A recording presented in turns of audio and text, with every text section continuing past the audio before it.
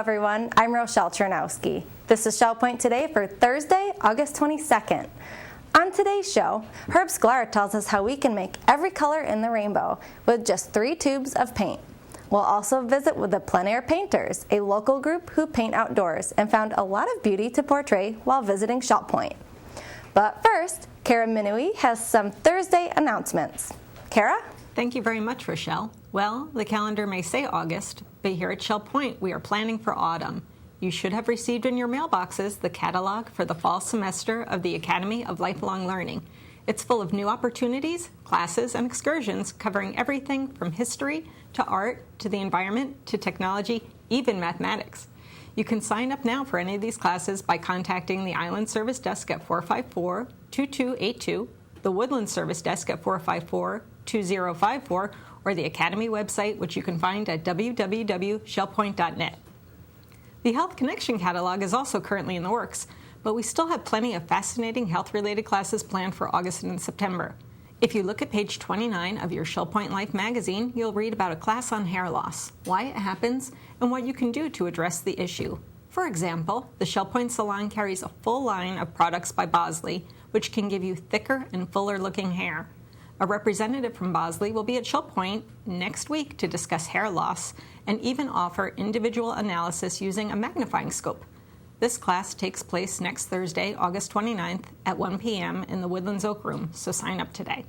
This semester, Herb Sklar is offering several Academy classes on art and photography. The first class is called Color, Color, Color, and it helps students understand the interaction of colors on a canvas. He'll show you how you can make any color in the rainbow using just 3 tubes of paint. Well, 4 if you count white. This class starts Wednesday, September 11th and continues for 4 weeks. Terry Kolath has this preview. Hi, I'm Terry Kolath, and I'm here today with Herb Sklar of Eagles Preserve, and we're talking about an art class in the Academy of Lifelong Learning. This one is Color, Color, Color. Thanks for joining me, Herb. You're welcome, you're welcome, you're welcome. So color, color, color. How did this come about, this idea to work with color in this manner? I think it came around because of my laziness. When we would go someplace and I would take all my paints, they were heavy and they were annoying. And then I started reading and I found out that if you got 3 primary colors and white, you can make every color in the world. And I said, boy, that's for me. So I tried it, and I liked it, and I actually did a 4-person portrait, 24 by 36, using just 3 colors, and it worked out really good. And then the class kind of developed from that. What we're going to give you is 3 colors and white. And these are the primary colors, and we're going to start out with some really good color theory. We're going to make a color wheel with the 3 primaries. Then we're going to make a secondary using the primaries and mixing them together. That's a secondary wheel. And then we're going to make a tertiary wheel where you mix the secondaries with a primary. Now you got a tertiary wheel, you know. And I will teach you how to make all the colors, blacks, from these 3 colors. And black is interesting because black comes in different shades. You can make a blue black, which is a very cool, which you may want sometimes, or warm black, which has browns in it, or a neutral black. And you could do all of that. And we're going to learn about value. You can have the right color, but you can have the wrong value, and the painting isn't going to look right. Value is the percentage of how dark or light that color is, or the color we call the hue. Okay, so a very light value of red is what? Pink. Yeah, there you go. So we're going to learn about that, and we're going to learn a little psychology too.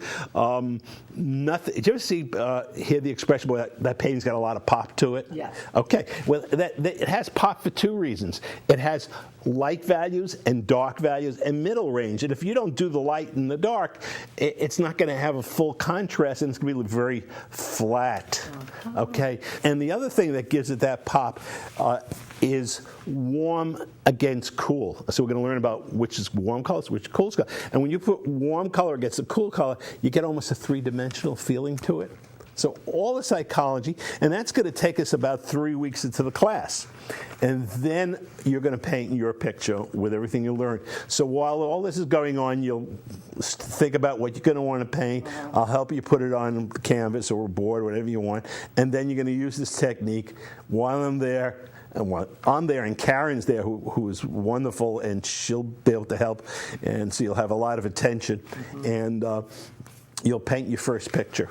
So when you leave the class, you'll be an expert.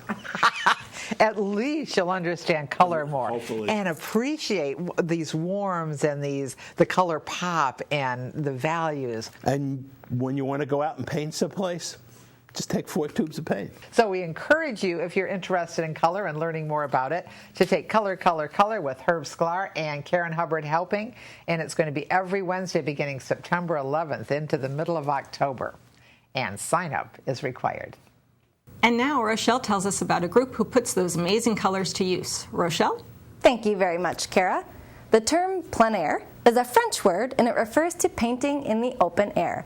Sometimes as an artist, you just have to go where the beauty is. And at Shell Point, there are plenty of beautiful vistas to choose from.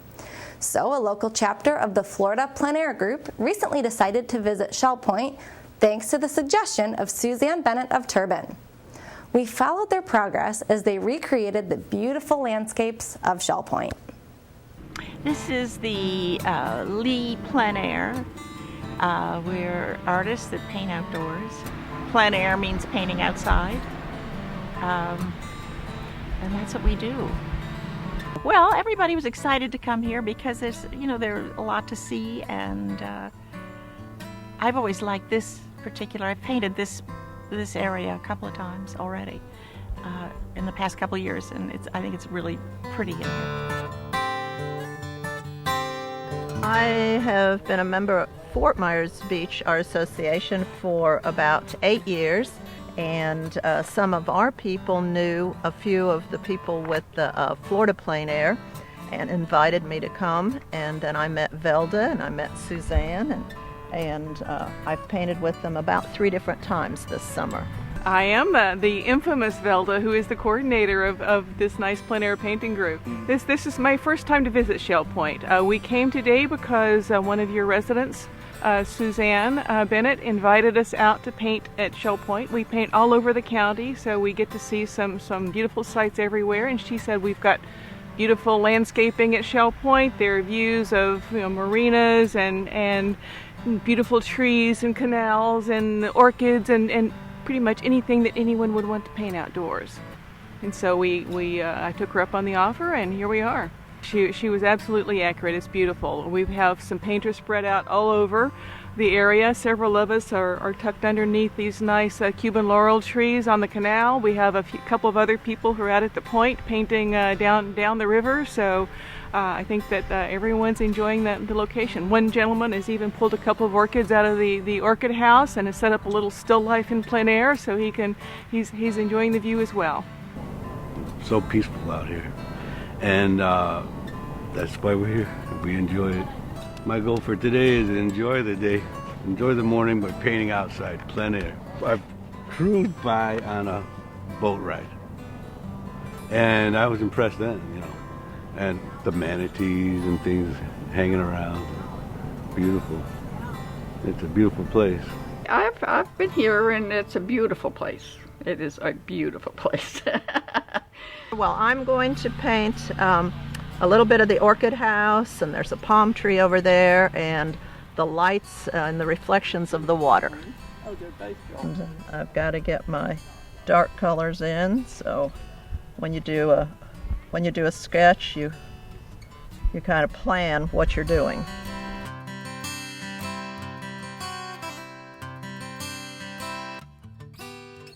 Your orchid keeper lady, Helen, I think. She was almost embarrassed because it's not season for orchids right now, and you have such a meager amount of species to choose from, and I was dazzled by it myself. It was great. The hardest part was picking out which orchids I wanted, even out of what's not supposed to be the season. The reason I'm here is because one of my friends who went to the painting course with me and with them. And so he said, would you like to join us? And so I said, okay, I come. And so that's why I'm here today. I'm painting these mangrove trees just over here. I like the shapes of the branches and the prop roots, and the reflections in the water are just fabulous. This is oil, so what I'm doing here is just basically covering the canvas abstractly, catching the darks, and here will be the water line with the prop roots and such.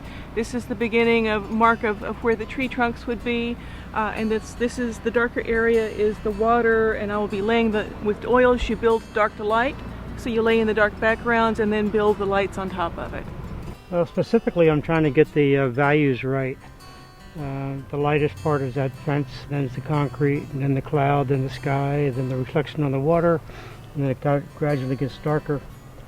Once I get the values in, then I'll work on some shapes and some details. Kind of like the panoramas usually. So we just have a variety of people. We have people doing pastels. So we have people, it's inspiring to paint out with these different artists, because it gives you an idea of what you can do in a painting. So I like painting with acrylic painting, not subtle, just keeping it subtle, which is not really my style. I am not subtle in my art, but I want to do a nice job with these. I only use pastels, and I have done that for the last 7 years. I like them because they're like drawing, and I like to draw. And I don't like having these little pots of paint. I like having little sticks. It's a real personal thing. I never thought I would like it until I tried it, and then I really like it. What I'm doing here is just kind of laying in the background colors for the water, and I want to get a little more blue in there for the lighter shades, so I'm just kind of mixing some more blue in my other puddle of green colors with a little bit of my medium, which is just an odorless turpentine, and just kind of washing it in similar to a watercolor, just to kind of get the canvas colored and catch the lights and darks. Now I'll kind of use this same area and try to get some of the lighter shades of the mangrove trees tucked in there. And the good thing about this technique is it's a very thin wash, and it's just turpentine, which dries very fast, so I can come back and paint on top of this very quickly, which is a problem with some oil techniques when the paint is very thick. So this technique is actually closer to a watercolor wash, but at the end there will be some thick opaque parts as well. Because I like layering. When you're mixing with oils and wet paint and you put a layer on top of it, you can get it to blend very nicely. And if the paint dries too fast, then you lose that ability. So it is for my personal preference, I like the techniques of oils, because I can paint very thin like this and get it to dry quickly if I want to, and then I can really build it up and get some nice texture and opacity to the paint as well. Why I like to paint out with watercolor, it's just, I don't have it all over me. If I'm doing oils, I'd have it up my arm, on my face, in my hair. But the problem with watercolors is getting the negative look of all these fine mangrove legs. And I will go home and refine it a little more. But I think I got the color. I think this is the mood of the area. So I really think this is what I captured. This little effect here, this kind of some dry brush I did, which is, gives effect of leaves. But as I say, I would like these a little finer, all these little, and I will work on that. you got to think ahead. You got to plan. You got to, I got that bird in the what they call the sweet spot or something. That's so you've got to think ahead and do all these things, because no way could I have gotten that white back. That's the weight of the paper. So if I didn't, think ahead. So, but the other mediums have their challenges too. You can paint outdoors with anything. Pastels, watercolor, acrylics, oils, pretty much anything. Some people just like to draw, so they'll bring Conti or pencils and enjoy the views that way. With our group, there's no instruction. There's no critiquing. We just meet up with people who enjoy painting outdoors and enjoying the Florida scenery and trying to capture it on canvas the best we can. I'd just like everybody to know they're welcome to join. There's no requirement to be in this group other than that you show up. And we don't judge each other's work. We don't talk about work. We just do it and have a good time. And that's what it is.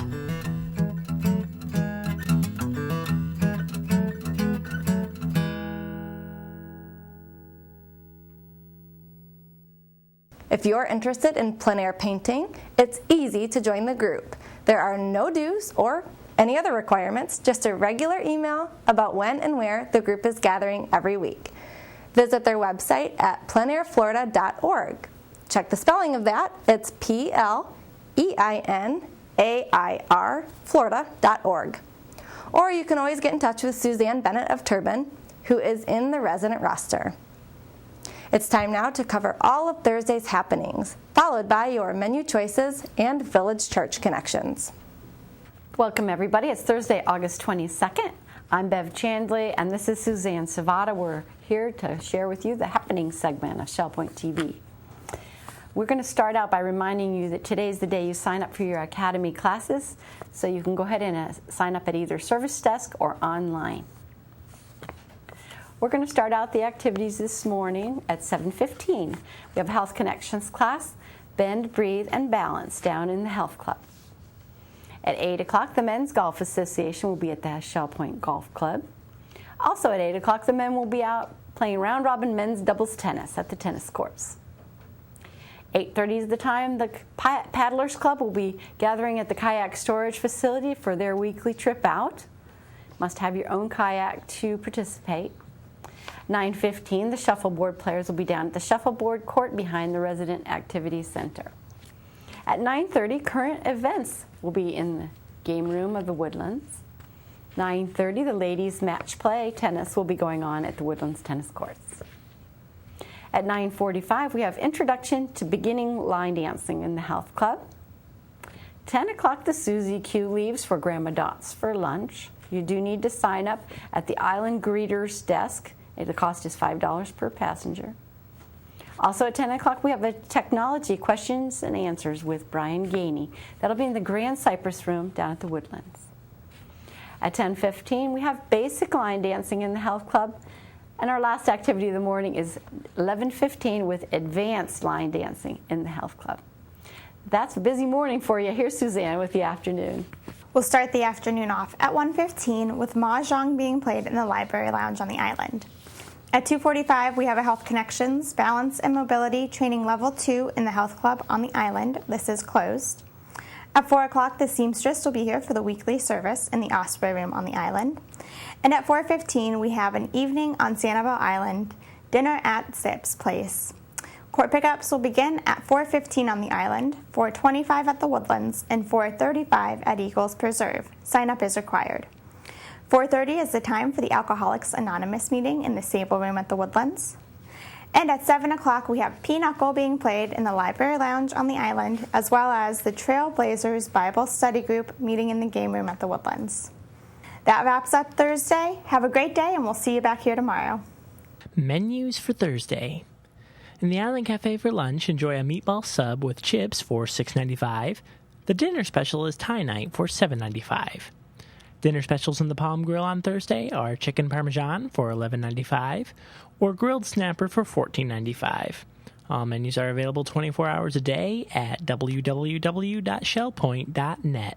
Hi, welcome to Village Church Connections. I'm Andy Hawkins, the senior pastor of the Village Church, and I'm here with Glenda Stevenson, who's the church administrator. Nice to have you with us, Glenda, and we're here to chat actually about sort of the financial picture of the Village Church. And it's a really interesting operation. I've just gotten to know it since I've gotten here, and every church is perhaps a little bit different.